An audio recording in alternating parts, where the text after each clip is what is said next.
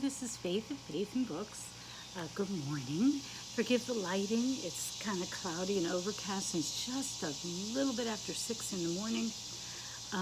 And I've been away for a week, and we went to the Outer Banks, and it was very nice. It was too short. I got to meet my granddaughter, my 3-month-old granddaughter, for the first time, so that was lovely. So it was a good time. I couldn't watch as many videos. I was going to take the week off and watch videos, but my charger for my phone didn't work, so I just share it with my daughter. So there were blocks of time where I had no access.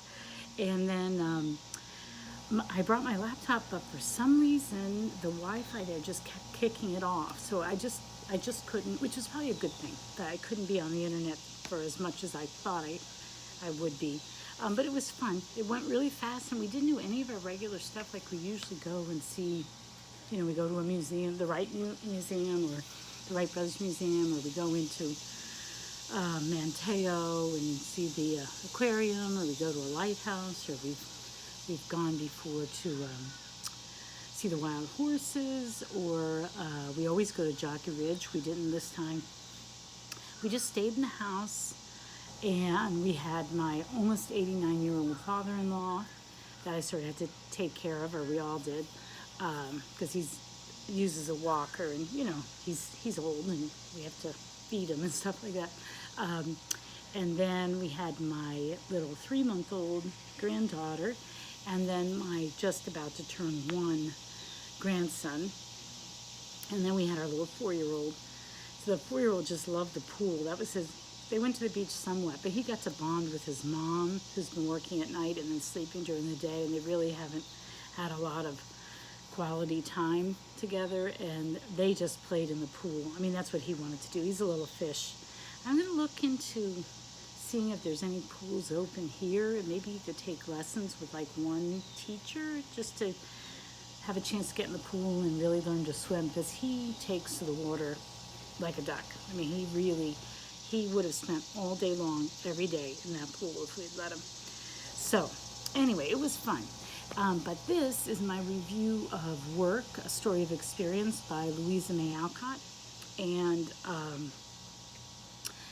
it was longer than I expected. And I'm supposed to have it read and a video up on the 29th of the month. And I have not watched other people's videos, so I'll have to go to Megan Hannette's and Kate Howe's to see what they said. I enjoyed the book. It was longer than I thought it would be, and it took me longer, I guess, because I had a lot of distractions as well.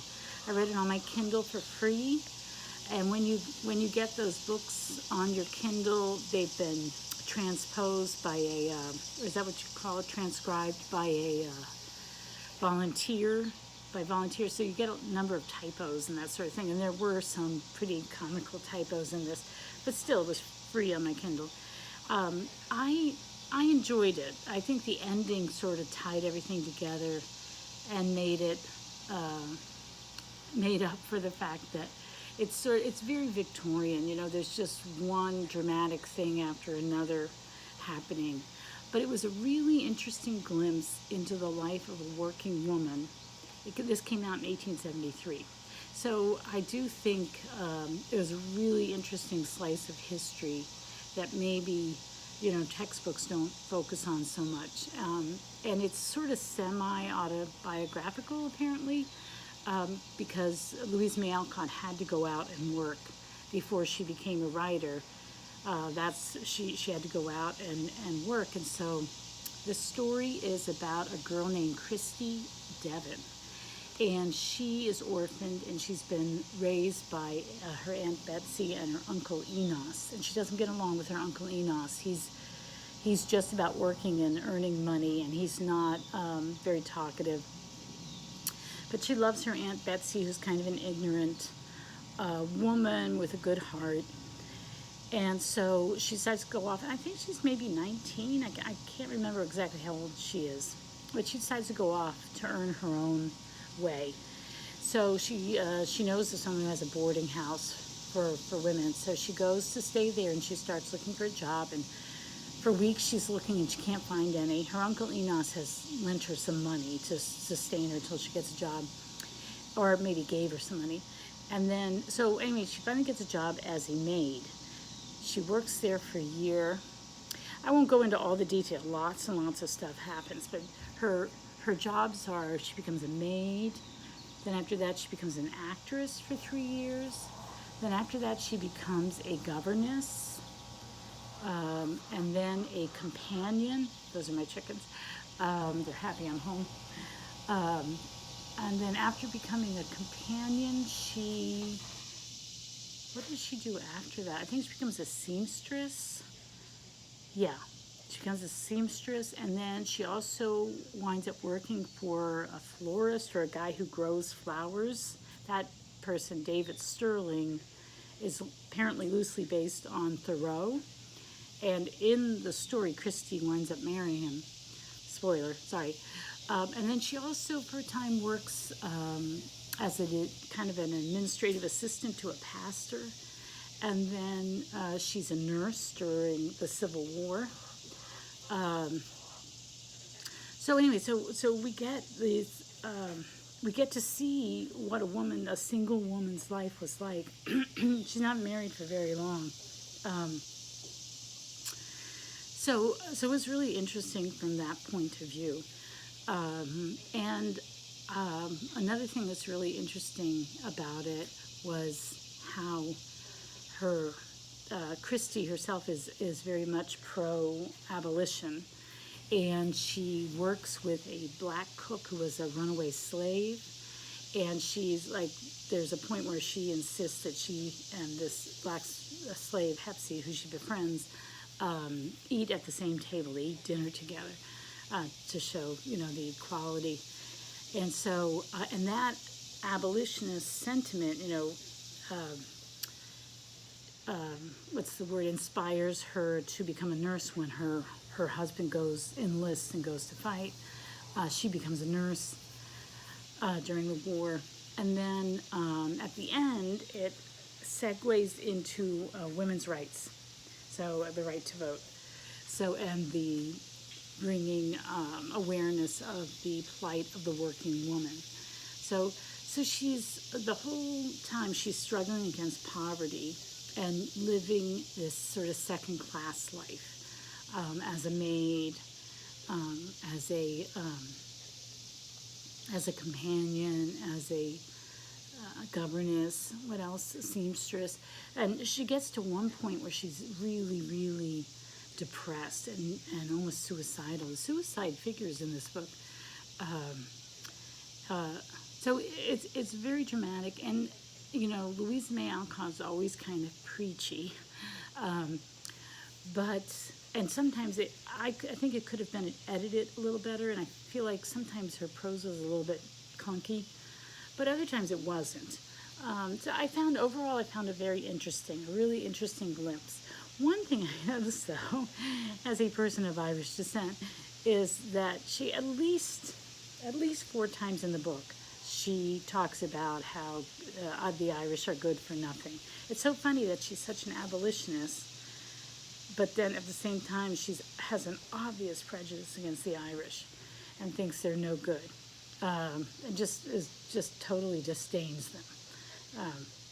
So she goes on and on in her preachy way about higher ideals and living nobly and everything, but there's this black spot on it all, because she has this blind spot. So I found it, the ending kind of made it worthwhile. In the middle of it, I was plotting a bit, because it's just one thing after another. I thought, when is this going to end? But I did like the focus on women, and because that is a part of history that you don't really see it in textbooks. And so I found that part really, really intriguing. And I do like Louisa May Alcott's, the preachiness gets a little bit much, but I do, in fact, like that she's trying to inspire her readers, that she wants to instill in them these values and these principles of hard work and, being ethical and doing right and even if that involves self-sacrifice, that to sacrifice for others is a noble thing that in the end will make you happier. So I really did enjoy that aspect of it, and I just wanted to, let me see if I can remember. I just wanted to read the very last part where she's gathered around. There's this a bunch of women that she's befriended over her life. Oh, my chickens are really, they want to be fed. Where did, I thought I, let me see. Okay.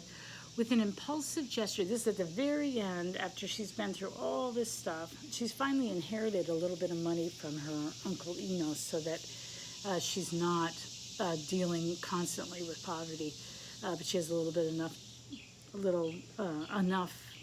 money to be at least a little bit more secure. And so all these friends that she's made are gathered around, and this is just a paragraph I'll read from the very end of the book. With an impulsive gesture, Christy stretched her hands to the friends about her, and with one accord they laid theirs on hers, a loving league of sisters, old and young, black and white, rich and poor, each ready to do her part to hasten the coming of the happy end. I'm not quite sure what the happy end, maybe the happy end is women getting the vote, or does it mean something more? I don't know. But anyway, it ended on an up note, and I appreciated that. So I appreciated the slice of life from this part of history and sort of a peek into what life was like for a woman. So I'm not really doing a TBR for August. I mean, I do want to do a group read with Compassion and Conviction, but I have to get the book back.